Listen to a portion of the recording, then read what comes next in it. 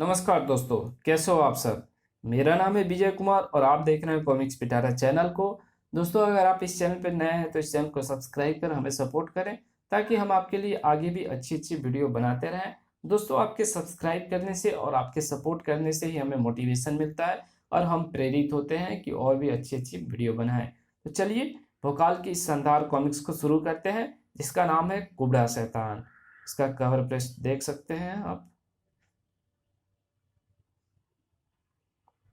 रहस्यमयी शक्तियों से भरा महल तिलिस्मा, जिसका स्वामी है महाबली पराक्रमी भोकाल, विश्व के सबसे सुरक्षित महल तिलिस्मा पर आक्रमण करके उस पर विजय पाना असंभव है।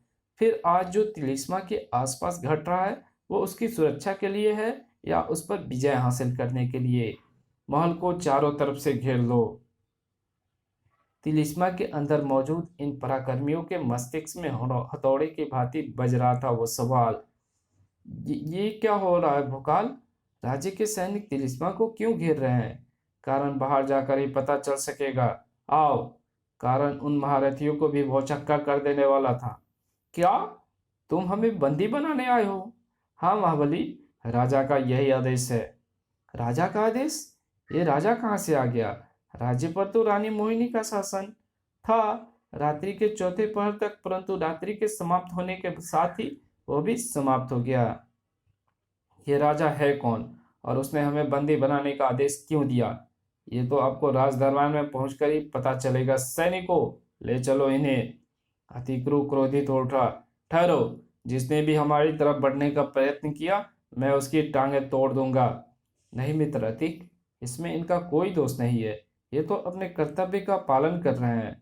बड़ी मुश्किल से अतिक्रु को शांत करके भोकाल सेनापति प्रवीण कुमार की तरफ पलटा। चलिए सेनापति जी। फिर सभी सैनिकों से घिरे राजधानी की तरफ चल दिए, शीघ्र ही राज दरबार में।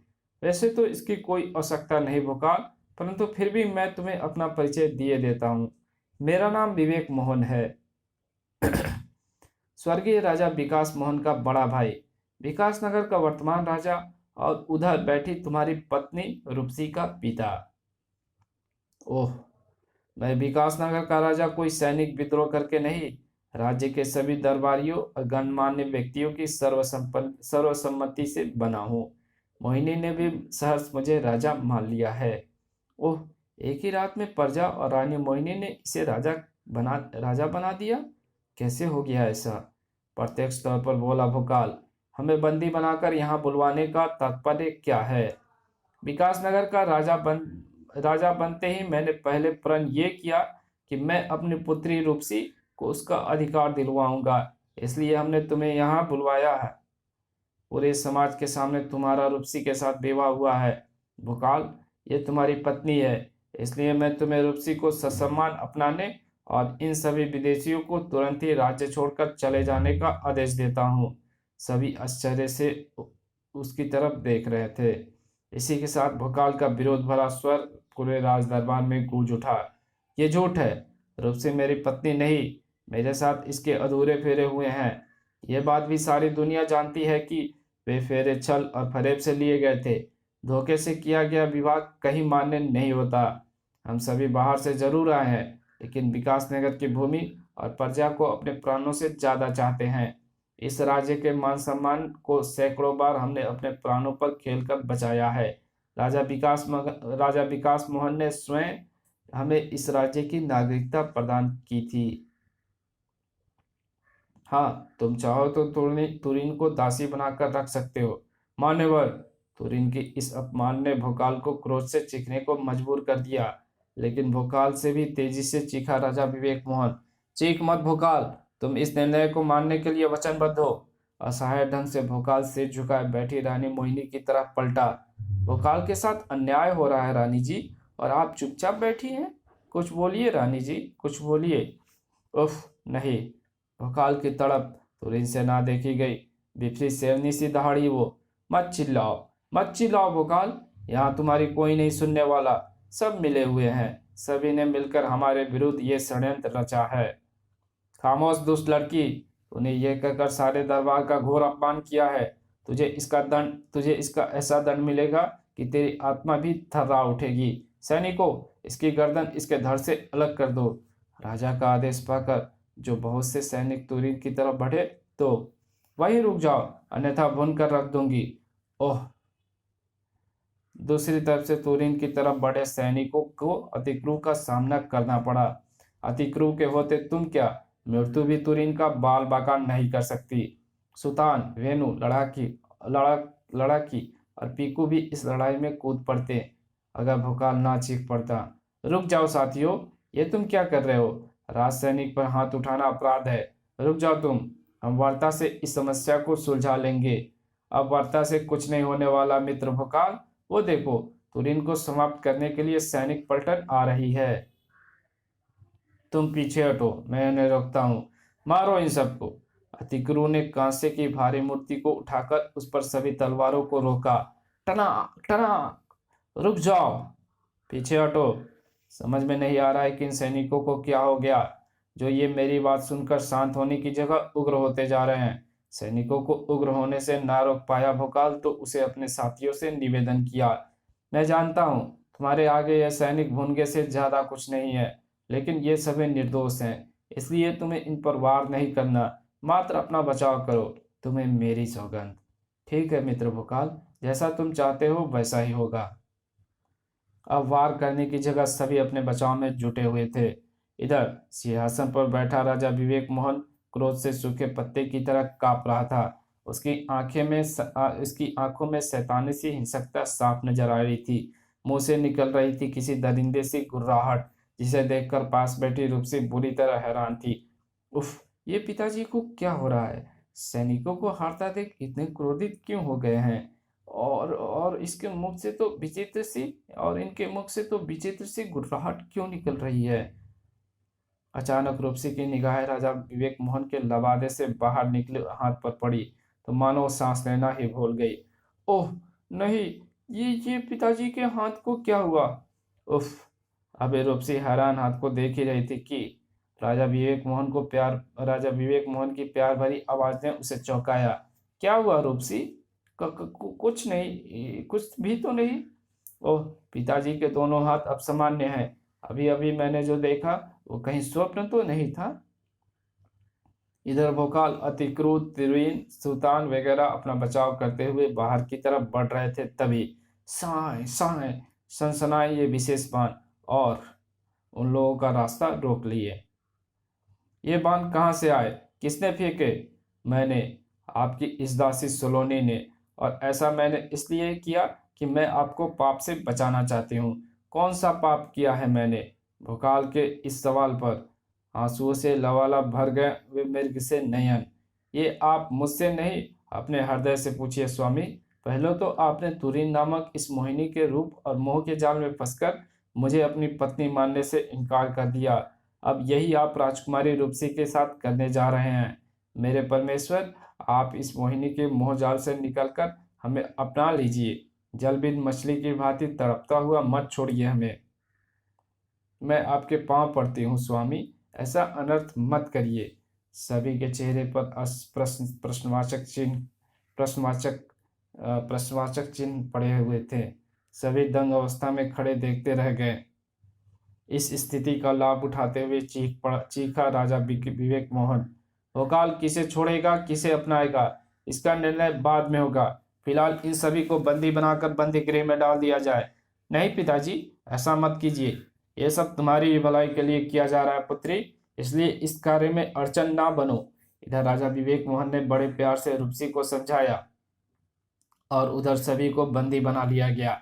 यह राज्य की कानून व्यवस्था का प्रश्न है मित्रों, इसलिए इसमें कोई विघ्न मत डालना। मोटी मोटी बेड़ियों में जकड़ कर सैनिक उन्हें लेकर बंदीगृह की तरफ चल दिए। इधर वो रूप की देवी रूपसी के पास पहुंची। बहन, मैं ईश्वर से प्रार्थना करूंगी मेरे साथ साथ तुम्हें भी तुम्हारा अधिकार मिल जाए, लेकिन इस समय वो बंदी बना लिए गए हैं, उन पर कोई आंच ना आए, इस बात का ध्यान रखना। फिर वहां रुकी नहीं सलोनी। अद्भुत है यह स्त्री, भोकाल को अपना पति भी मानती है और मुझे मेरा अधिकार दिलाने की बात भी कर रही है। लेकिन एक बात उसने बहुत सही कही है, मुझे भोकाल का ध्यान रखना होगा और पिताजी इस बात का पूरा ख्याल रखेंगे, क्योंकि अपनी प्यारी पुत्री को वो हरदम खुश रखना चाहते हैं और वे जानते हैं कि मेरी खुशी भोकाल के खुश रहने में है। अपने पति के प्रति रूपसी का सोचना कितना गलत था, ये बात उसे उसी रात को पता चल गया। उनके बंधन का तो प्रबंध कर रखा है ना। इस विषय में आप बेफिक्र रहिए। मैं जानता हूँ छोटे मोटे बंधन उनके लिए कोई मायने नहीं रखते, इसलिए मैंने इन सभी को मोटे फौलादी जंजीरों से भी बांधा हुआ है। ये आवाजें तो पिताजी के कक्ष से आ रही है। इतनी रात गए वे किससे और किसके बारे में बात कर रहे हैं? देखती हूँ। भोकाल को उसके साथियों से अलग बेहद मोटी सलाखों वाले एक विशेष पिंजरे में बंद किया है। उसके मुंह में एक गोल वस्तु इस ढंग से ठूस दी गई है कि वो अपने मुंह से आवाज निकालकर अपनी प्रलयंकारी रूप को नहीं प्राप्त कर सकता। बस आपका आदेश मिलते ही उन्हें मृत्यु दे दी जाएगी। ठीक है, अब से कुछ देर बाद रात्रि का तीसरा पहर आरंभ होगा। वही समय ठीक रहेगा। वह सैनिक बाहर निकल गया तो एक वहसी ठहाका लगा उठा राजा। हा हा हा हा हा। कुछ ही देर की बात है। मेरे द्वारा फैलाए गए षड्यंत्र में फंस चुके भोकाल और उसके साथी मृत्यु का ग्रास बन जाएंगे। फिर इस राज्य पर बिना किसी अड़चन के राज्य करेगा कुबड़ा शैतान, यानी मैं। हा हा हा हा हा। हक्की बक्की खड़ी थी रूपसी। उफ, पिताजी इतना घिनौना खेल खेलेंगे ये तो मैं नहीं जानती थी, लेकिन मैं ऐसा नहीं होने दूंगी। मैं भोकाल को मृत्यु के मुंह से वापस खींच लाऊंगी। लेकिन क्या मैं अकेली ऐसा कर पाऊंगी? नहीं, इसके लिए मुझे आवश्यकता पड़ेगी तुम्हारी। हाँ सलोनी बहन, तुम्हारी सहायता के बिना मैं भोकाल को नहीं बचा सकती। तुम चलोगी ना मेरे साथ? पति को संकट में फंसा जानकर भी जो पत्नी घर में बैठी रह जाए, धिक्कार है ऐसी पत्नी पर। चलो बहन, हम सलामत रहे या ना रहे, मगर हमारा सुहाग सलामत जरूर रहेगा। अपने उस सुहाग को बचाने को निकल पड़ी थी दोनों, जो इस समय बंदीगिरी के इस विशेष पिंजरे में असहाय था। मैंने स्वयं को और अपने साथियों को बंदी बनवाकर अच्छा नहीं किया। राजा विवेक मोहन की इरादे हमारे प्रति अच्छे नहीं है, और इसका प्रमाण है मेरी ये दशा। शायद तुरीन, अतिक्रूर, सुल्तान वगैरह के साथ भी उन्होंने ऐसा ही कुछ किया है। अरे, सोचते सोचते अचानक चौंका था भोकाल, जिसका कारण था एक तरफ से आती हुई आवाजें, जिनकी तरफ उसने एक झटके से अपना सिर घुमाया और चकित रह गया। ओह नहीं, वे छोटे छोटे शक्ल से भयंकर लगने वाले सैकड़ों जीव विचित्र ध्वनि करते हुए मेरी तरफ बढ़ रहे हैं। परंतु क्यों? दूसरे क्षण भोकाल के शरीर में झुरझुरी का तूफान दौड़ गया। रोआ रोआ कांप गया उसका। आश्चर्य से आंखें फटती चली गई। हे महागुरु, ये सारे जीव तो मांसाहारी हैं और उन्होंने मेरे शरीर पर चढ़कर मेरा मांस नोचना भी शुरू कर दिया है। ये मांसाहारी जीव मेरा मांस नोच रहे हैं, और मैं न केवल बेहद मजबूती से बंधा हूँ, बल्कि मैं अपने मुंह से आवाज भी नहीं निकाल सकता। मैं पूरी तरह विवश हूँ। मुझे लगता नहीं कि मैं इस स्थिति में कुछ कर पाऊंगा। इधर मृत्यु भोकाल के शरीर पर और यहाँ उसके साथियों के सिर पर मंडरा रही थी। मृत्यु धीरे धीरे हमारी तरफ बढ़ती आ रही है। कुछ करो, कोई कुछ करो। कुछ नहीं हो सकता, कोई कुछ नहीं कर सकता, क्योंकि हम पूरी तरह बेबस हैं। वो आ रहा हम सबकी गर्दन को कलम करने हमें मृत्यु की गोद में पहुंचाए। काश हमने भोकाल की बात ना मानी होती तो यह स्थिति कभी ना आती। भोकाल ना जाने इस समय भोकाल कहाँ होगा और उस पर क्या बीत रही होगी। ऐसी स्थिति में भी तुरीन को अपने पति भोकाल की चिंता थी, लेकिन पति की चिंता करने वाली तुरीन ही नहीं, रूपसी और सोलोनी भी थी। तभी रूपसी और सोलोनी वहां आ जाती है और उन छोटे छोटे जानवरों पर अपना हमला कर देती हैं। बस स्वामी, आपने जो कष्ट सहना था सह लिया। अब आपकी दासियां आपको बचाने आई है। रूपसी और सोलोनी? रूपसी तो तड़प ही उठी भोकाल की हालत देखकर। उफ सोलोनी, अपने बाणों से उनको घायल करते जीवों को बीन डालो। ऐसा होना मुमकिन नहीं रूपसी बहन। ये जीव उनके शरीर से चिपटे हुए हैं। मेरे चलाए बाण उनको भी लग सकते हैं। हमें उन्हें बचाने का कोई दूसरा साधन खोजना होगा। दूसरा साधन यह है कि हम किसी तरह इस मोटे सलाखों के पिंजरों को खोलने में सफल हो जाएं। नहीं, मुझे ये भी मुमकिन नहीं लगता, लेकिन फिर भी तुम पिंजरों को खोलने का कोई रास्ता देखो, तब तक मैं कोई अन्य उपाय सोचती हूँ। ठीक है। दोनों अपने अपने तरीके से भोकाल को बचाने में जुट गईं। आह, क्या ये दोनों मुझे बचा पाएंगी? शायद नहीं, क्योंकि ना रूपसी पिंजरा को खोलने का कोई रास्ता ढूंढ सकती है और ना ही सोलोनी मुझे बचाने का कोई उपाय सोच सकती है। किंतु सोलोनी ने तो अपने धनुष पर बाण चढ़ाकर उसे भोकाल की तरफ तान दिया था। हे देवता, सहायता करना। अगर मेरे कारण उन्हें जरा भी खरोच आई तो मैं अपने आप को समाप्त कर लूंगी। सोलोनी ने अपने कांपते हाथों को स्थिर किया और छोड़ दिया बाण, जो सनसनाता हुआ ठीक अपने निशाने पर जा लगा। लेकिन निशाने पर जा लगा फिर तो सोलोनी एक के बाद एक कई तीर छोड़ती चली गई, जिसका निशाना अद्भुत और अचूक था। आश्चर्य के समुद्र में डुबकियां लगाता भोकाल अभी कुछ और समझ पाता, उससे पहले ही एक झटके से मुंह में ठूसी गेंद उसके मुख से बाहर थी। अब आप अपने महागुरु का नाम बोलकर अब आप अपने महागुरु का नाम बोलकर महाबली बन जाए। ओह, सोलोनी के आवाज पर मानो सोते से जगा भोकाल। दूसरे क्षण, भोकाल! अब महाबली भोकाल के सामने उन बंधनों की क्या बिसात थी, और भोकाल की तलवार में बसी ज्वाला शक्ति के आगे पिंजरों की सलाखों की क्या बिसात थी। तब भोकाल के क्रोध का कहर टूटा हिंसक जीवों पर। जल्द ही। बहुत बहुत धन्यवाद सोलोनी। अगर तुम अपनी अद्भुत सूझबूझ और अनोखी कला का कौशल नहीं दिखाती तो आज मृत्यु ने मुझे निश्चित ही अपना ग्रास बना लिया होता। धन्यवाद देकर मुझे पाप का भागीदार मत बनाइए स्वामी। अपने पति के प्राणों की रक्षा करना हम नारी का धर्म है, हर नारी का धर्म है। चलो प्रिय, अब हम तुरंत ही यहाँ से निकल चलें। हाँ, यहाँ से मैं चलूँगा जरूर, लेकिन अकेला नहीं, तुरीन और अपने साथियों को लेकर, जो निश्चित ही किसी बड़े संकट में फंसे होंगे। अब हमसे हमारी मृत्यु मात्र एक क्षण की दूरी पर है, और उसी एक क्षण को कभी नहीं आने देगा भोकाल। भड़ा भोकाल! बंधन मुक्त होते ही सभी भोकाल से लिपट गए। ओह भोकाल, हम तो ये आस छोड़ चुके थे कि अब हम दोबारा मिल पाएंगे। हमारे भाग्य में अभी जोधा होना नहीं लिखा था मित्रों, लेकिन राजा विवेक मोहन ने मृत्यु देकर हमें जुदा करने का प्रयत्न किया, तो मैं उसे जीवित नहीं छोड़ूंगा। उसके पाप का घड़ा अब भर गया है। आओ उसे उसकी दुष्टता का दंड देने चले। तभी, कहीं जाने की आवश्यकता नहीं है भोकाल, मैं यहीं आ गया हूँ। विवेक मोहन को अपने सामने खड़ा देखकर सभी क्रोध से गरज उठे। तूने धोखे से हमें मारना चाहा, अब तू नहीं बचेगा दुष्ट। अपने दांतांग से सैकड़ों टुकड़े में चीर डालूंगा मैं तेरे पापी शरीर को। ठहरो साथियों, ये मेरा शिकार है, इसलिए इसे दंड मैं ही दूंगा। परिणाम चाहे जो भी हो, कोई आगे नहीं बढ़ेगा। अपने साथियों को रोककर भोकाल विवेक मोहन के सामने जा खड़ा हुआ। मुझे इस बात का अफसोस होगा भोकाल कि मेरे हाथों तू सबसे पहले मरेगा, जबकि मैं तुझे सबके बाद तड़पा तड़पा कर मारना चाहता था। कौन किसके हाथों से मरेगा, ये तो समय बताएगा दुष्ट।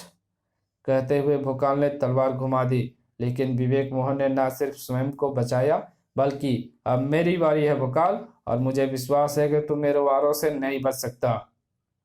तेरा सामना सिर्फ भोकाल से नहीं, उसके आक्रोश से भी है विवेक मोहन। इसलिए ना तू बच पाएगा और ना तेरी तलवार। ओह टनाक! और अब तेरा अंत समय आ गया दुष्ट विवेक मोहन। अपने इष्ट देव को याद कर लो। बुलावे में है भोकाल, तू मेरा कुछ नहीं बिगाड़ सकता। आए, महागुरु भोकाल की तलवार के वार को ना सिर्फ उसने अपने हाथ पर रोक लिया, बल्कि उसे मेरे हाथ से छीन भी लिया। वहीं तुरीन, वो शैतान भोकाल को मार देगा, मैं उसे बचाती हूँ। नहीं तुरीन, भोकाल ने कहा था कि परिणाम चाहे जो भी हो, हम में से कोई भी बीच में नहीं पड़ेगा। लेकिन अब तो भोकाल की जान पर बनी है, उसके नाक से खून बह रहा है, आंखें उबल पड़ने को उतारू है, वो मर जाएगा। अतीक, नहीं, उसे कुछ नहीं होगा, मुझे विश्वास है। इन सब के बाद भी भोकाल जीतेगा, भोकाल जरूर जीतेगा। अतीकरू के उन शब्दों ने मानो भोकाल के शरीर में नया जोश भर दिया। मुझे अपने साथियों के विश्वास को नहीं मरने देना। मुझे इस कुबड़ा शैतान से जीतना ही होगा। बहुत ही बड़ी ही मुश्किल से भोकाल अपने पैरों को हिलाकर पीछे ले जाने में सफल हुआ और फिर कुबड़ा शैतान के पेट में पड़ी भोकाल की उस ठोकर ने भोकाल के शरीर की सारी शक्ति भरी हुई थी। बड़ा परिणाम! तड़प कर कुबड़ा शैतान ने भोकाल को छोड़ दिया। आह! अगले ही क्षण कुबड़ा शैतान संभलकर भयंकर रूप से भोकाल की तरफ बढ़ा। कुबड़ा शैतान से तुम नहीं बच सकेगा भोकाल। इधर कुबड़ा शैतान ने आगे आगे कदम बढ़ाए और इधर विद्युत सी फुर्ती से लपक कर भोकाल ने अपनी तलवार उठा ली। दूसरे ही क्षण खचाक! पेट से उभरी भुजाओं को काटने के साथ ही कुबड़ा शैतान की चीख से वातावरण गूंज उठा। भोकाल के वार करने का वो दूसरा अवसर भी ना गवाया, लेकिन इस बार के साथ ही भोकाल आश्चर्यचकित रह गया, क्योंकि ओह नहीं, कुबड़ा शैतान तो अदृश्य हो गया। देखा तुरीन, मैंने कहता था मेरा मित्र जीतेगा, जरूर जीतेगा। फिर अपने सांसों को संयम करते हुए भोकाल ने